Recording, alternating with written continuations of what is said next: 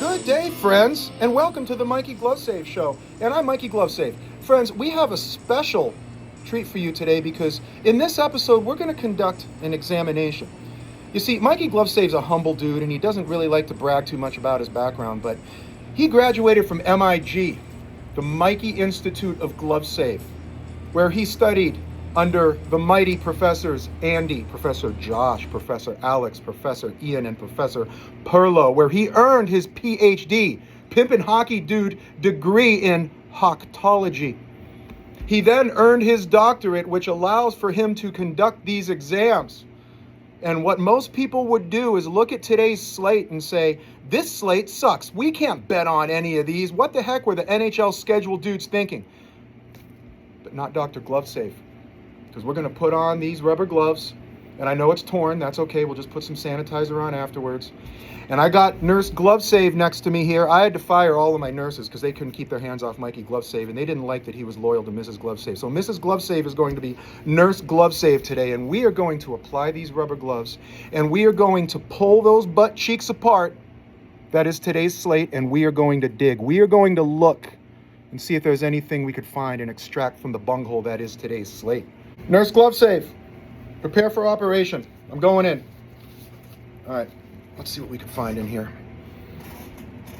All right, let's see. Oh, I see something. Yep, that's what I thought it was. Nurse GloveSave, scalpel, please. What?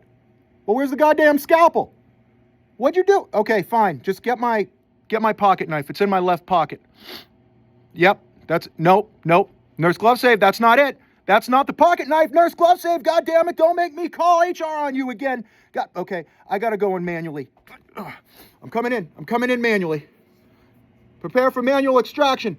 Okay, friends, we have heard back from the lab, and the Minnesota-New Jersey polyp has been examined, and we have a diagnosis, friends. Now, Dr. GloveSave knows that this is a Minnesota spot.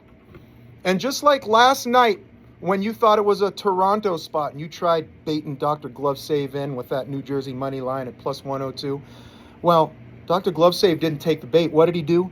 He nibbled the worm around it, and he left the hook and said, "Here, sports books, here's your hook back, courtesy of Dr. GloveSave." So I plan on doing the same thing today. So let me guess, sports books. You're making New Jersey the heavy favorite because you want everybody to take New Jersey because they're on a back-to-back. Because they're starting their third string goalie and Minnesota is due. Am I right? So the lab reports show this, friends.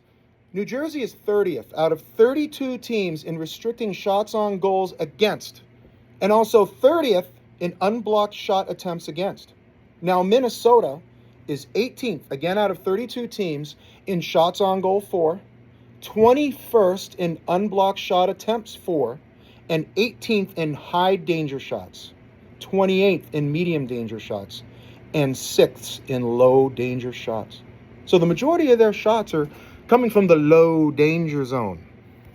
What has this resulted in the last 4 games for them? 3 goals, 1 goal, and 2.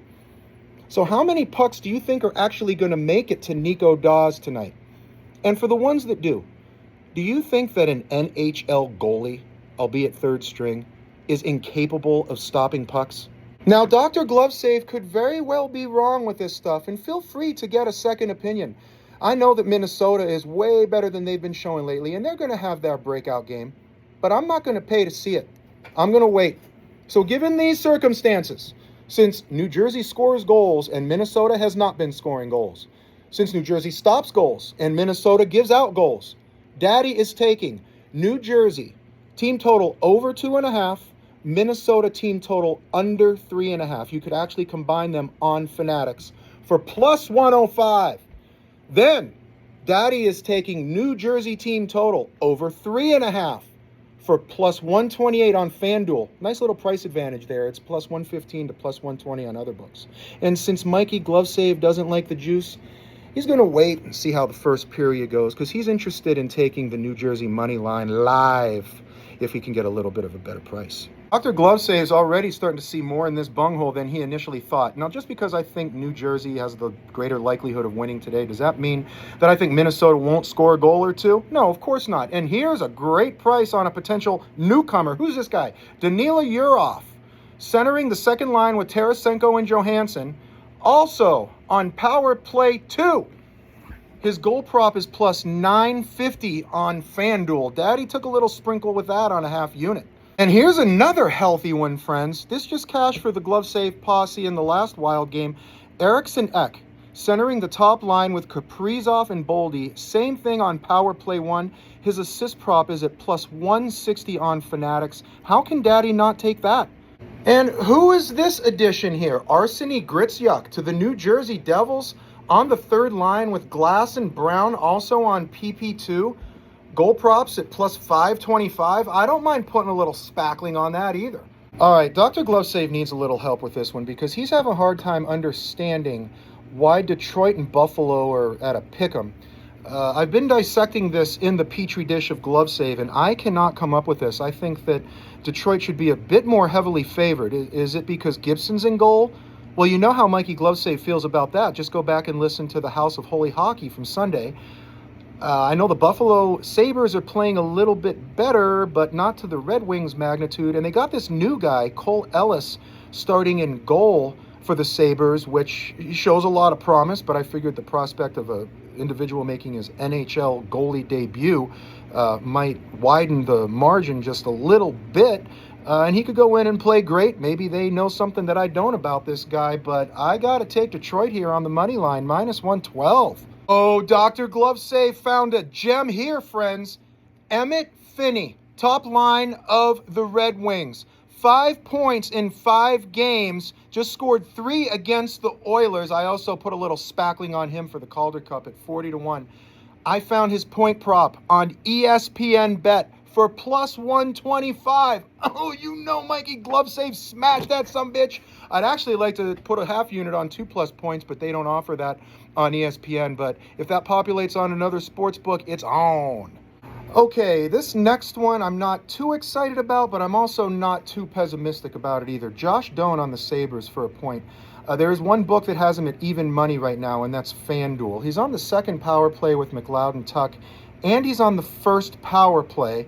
And I know that his point prop is shaded to the under, and aside from 2 games so far this season where he had 2 points versus Florida and 3 against Ottawa, he's really not getting on the board, but he's not afraid to shoot the puck. He's very accurate with his shots, and I don't know. I just think it's worth it. There's just something going on in the brain of GloveSave saying this is worth a little something. Okay, friends, Dr. GloveSave is really scratching his melon on this one because he can't figure out why Montreal isn't more heavily favored versus the Flames of Calgary. Is it because it's in Calgary? Is it because Dobes is in goal? Because unless my reading ability deceives me, he just ended Buffalo's winning streak, holding them to 2 goals. He held Nashville to 2 goals, and he held the Detroit Red Wings, to 1 goal. So that can't be it. Is it because Wolf's starting for Calgary? Is it because Calgary's due? I don't know. They struggle to score more than 1 goal a game. So Montreal money line. Best price is minus 120 on MGM. And speaking of the Flames' inability to score, let's just do a brief recap here. On opening night, they took the Oilers to a shootout, winning 4-3. And then Vancouver, 1 goal. St. Louis, 2. Vegas, 2. Utah, 1. Vegas, 1. Winnipeg, 1. Now, I know these are some good teams with some strong defense here, but, I mean, that's a long time to go without being able to pass up 2 goals. Most of the games not even getting to 2 goals. And I'm getting their team total under 2.5 at plus 115 on Fanatics. Yes, please. And Daddy is very pleased to see Ivan Demidov's point prop at plus 120 on Fanatics. That's the best price available. Now, not only is he a strong candidate for the Calder Cup, but he is on line 2 and PP2. He has 5 points in 7 games. He's on a 2-game point streak, and Calgary is 27th out of 32 teams in giving up points to right wingers and pretty much anybody else on the ice. Therefore, Ivan Demidov, point plus 120 on Fanatics. And we're just going to continue with the beauty of hockey betting here. Noah Dobson, his point prop is at plus 140 on Fanatics.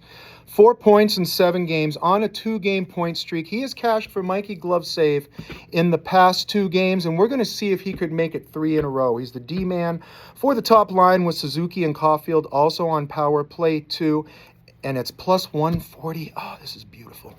Now, this next one's kind of like a fart in a hot car on the way home from the Chinese buffet. We don't know what's going to happen. I mean, we never know what's going to happen in the world of sports betting. But I remember a line combination that cashed quite a bit for Mikey GloveSave last year from the Flames of Calgary. This was back when they scored a few more goals per game. But Blake Coleman and Mikhail Backlund were line mates on line 3, also correlating on the power play, and they connected for some action. Now I noticed they're both on line 2 together. Now, we don't have any power play time from Backlund, so that's probably why his point prop isn't populated as well. I'd love to take the stack of these 2 dudes if you could find them, but these guys gel well together. So I'm going to do a half unit on a Blake Coleman point for plus 140 on Fanatics. And we got a Professor Josh style point prop combo here. The rule is if you can get Suzuki and Caulfield point prop parlayed together for plus money, you take that sumbitch. Well, Mikey GloveSave can't get that. But what he can get is a Suzuki assist with a Caulfield goal, because Suzuki is more so the assist guy and Caulfield's more the goal guy. I got that at plus 105 on Fanizatics. And let's add on a little bit to that, shall we? See, Professor Andy likes to go in and extract as much as he can from these point props, and Mikey GloveSave paid attention to that. So since I expect goals tonight, and these should be the top producers, Daddy went Caulfield 2 points, Suzuki 2 points, and Slavkovsky for a point, boosted on Fanatics for plus 696. You could probably get a great price on that if you get Bet99 or Bet365, but Mikey GloveSave doesn't have access to that.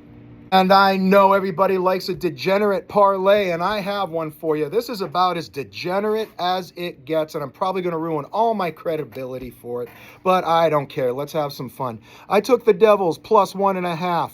I took the Red Wings plus 1.5 and the Canadians plus 1.5 for plus 123 on DraftKings for a unit and a half. We know there's upsets that creep their way in here and there, and there'll probably be one tonight, but it's hard to imagine that whatever upset occurs is going to be by more than 1 goal. So that concludes the Mikey GloveSave show for today. I hope that you enjoyed your trip to my office for our Hocktology exam, and I hope we all can make some money tonight. Boy, wouldn't that be great. Enjoy the evening of hockey, friends, and I will enjoy you tomorrow.